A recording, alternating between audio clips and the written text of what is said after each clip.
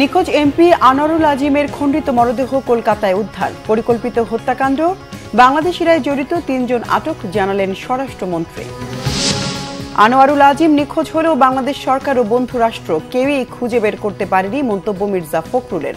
হত্যাকাণ্ড দুদেশের বিষয় নয়, দাবি পররাষ্ট্রমন্ত্রী।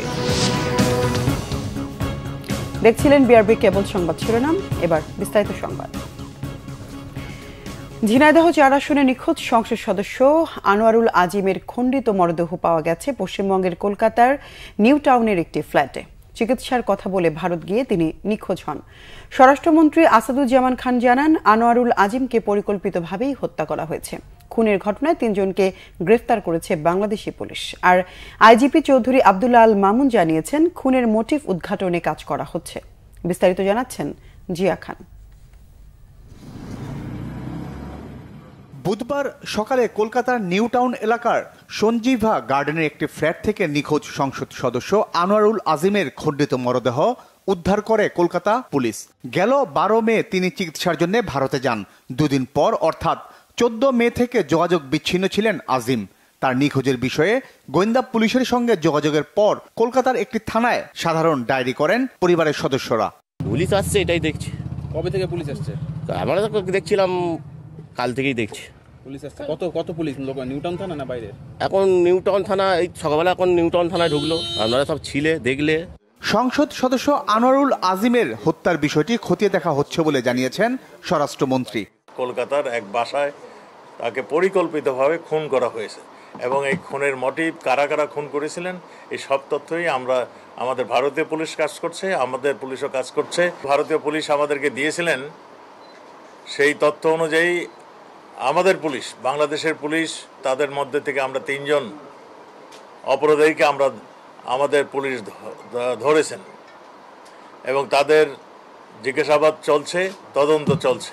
এদিকে আইজিপি বলেন, আনোয়ারুল আজিমের মৃত্যু সম্পর্কে গণমাধ্যম থেকে তারা জেনেছেন। আগে থেকে তার নিখোঁজের পেছনে স্বর্ণ চোরাচালান, হুন্ডি সহ নানা মোটিভ নিয়ে পুলিশ কাজ করছিল বলেও জানান তিনি। তাদের সাথে আমাদের সার্বক্ষণিক যোগাযোগ আছে।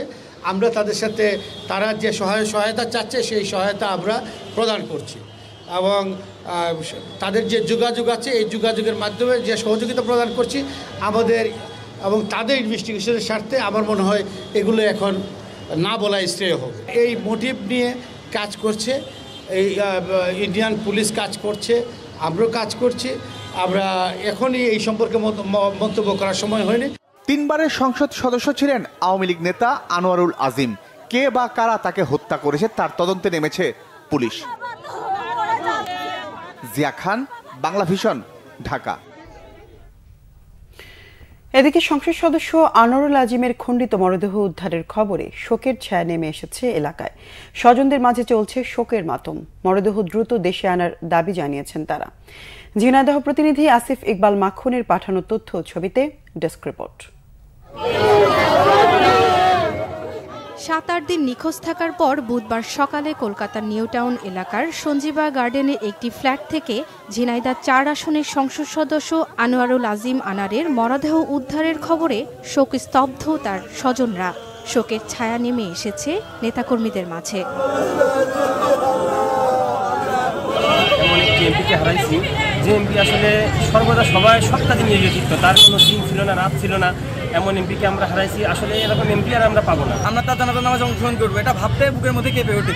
আসলে আমরা কালীগঞ্জবাসী বঞ্চিত এমন একজন এমপি থেকে। তার অভাব কোনোদিন পূরণ হবে না। কালীগঞ্জের মানুষ আজকে সব কিছু হারিয়ে ফেলে। রাস্তাঘাটে কথা কৌতু হয় না, ওই একভাবে রাস্তাঘাট জিরা ভাঙা খেটে রাস্তায় টাকাকে দিচ্ছে। ও বড় লোকের বাড়িতে আগে, গরিব মানুষের বাড়ি আগে ভক্তি করা যায়। স্বজনরা জানান, গত 11 মে চিকিৎসার জন্য চুয়াডাঙ্গার দর্শনা দিয়ে ভারতে যান আনোয়ারুল আজিম। গত 15 মে সকালে পরিবারকে বার্তা পাঠান তিনি দিল্লি পৌঁছেছেন। এরপর থেকে তার সাথে আর কোনো যোগাযোগ করতে পারেনি স্বজনরা। 3 বার সংসদ সদস্য আনোয়ারুল আজিম ঝিনাইদহের কালীগঞ্জ উপজেলার নিশ্চিন্তপুর গ্রামের বাসিন্দা ছিলেন। শর্মিলা কেয়া, বাংলা ভিশন, নিউজ ডেস্ক। কলকাতায় ঝিনাইদহে সংসদ সদস্য হত্যার সাথে দুর্নীতি, লুটপাটের কোনো সম্পর্ক আছে কিনা প্রশ্ন বিএনপির মহাসচিব মির্জা ফখরুল ইসলাম আলমগীরের। তিনি বলেন, একজন সংসদ সদস্য নিখোঁজ হলেও বাংলাদেশের সরকার অথবা বন্ধু রাষ্ট্র কেউই তা খুঁজে বের করতে পারেনি। বিএনপির প্রতিষ্ঠাতা সাবেক রাষ্ট্রপতি জিয়াউর রহমানের 43তম শাহাদাত বার্ষিকী উপলক্ষে নয়াপল্টনের কেন্দ্রীয় কার্যালয়ে যৌথ সভা হয়। শাহাদাত বার্ষিকী উপলক্ষে 28 মে থেকে 11 জুন পর্যন্ত 15 দিনের কর্মসূচি ঘোষণা করেন বিএনপির মহাসচিব। মির্জা ফখরুল বলেন, রাজনৈতিকভাবে ব্যবহারের কারণে একটি বাহিনীর সাবেক প্রধানের বিরুদ্ধে নিষেধাজ্ঞা জাতির জন্য লজ্জার। তিনি বলেন, উপজেলার কোথাও নির্বাচন হচ্ছে না, নির্বাচন ব্যবস্থার উপর জনগণের আস্থা নেই, তথাকথিত উন্নয়নের নামে ঋণের বোঝা বাড়ছে, দ্রব্যমূল্য বাড়ছে, কষ্ট বাড়ছে সাধারণ মানুষের। সংসদ সদস্য আনোয়ার আজিম হত্যাকাণ্ড বাংলাদেশ ভারত দুই দেশের কোনো বিষয় নয় বলে মন্তব্য করেছেন পররাষ্ট্রমন্ত্রী ডক্টর হাসান মাহমুদ। ঢাকা বিশ্ববিদ্যালয়ে এক অনুষ্ঠান শেষে সাংবাদিকদের এই কথা বলেন তিনি। হত্যাকাণ্ডের ঘটনাকে মর্মান্তিক ও দুঃখজনক বলে মন্তব্য করে পররাষ্ট্রমন্ত্রী বলেন, এই ঘটনায় মূল হোতাকে আটক করেছে ডিবি পুলিশ। এছাড়া কলকাতা পুলিশও দুজনকে আটক করেছে বলে জানান তিনি।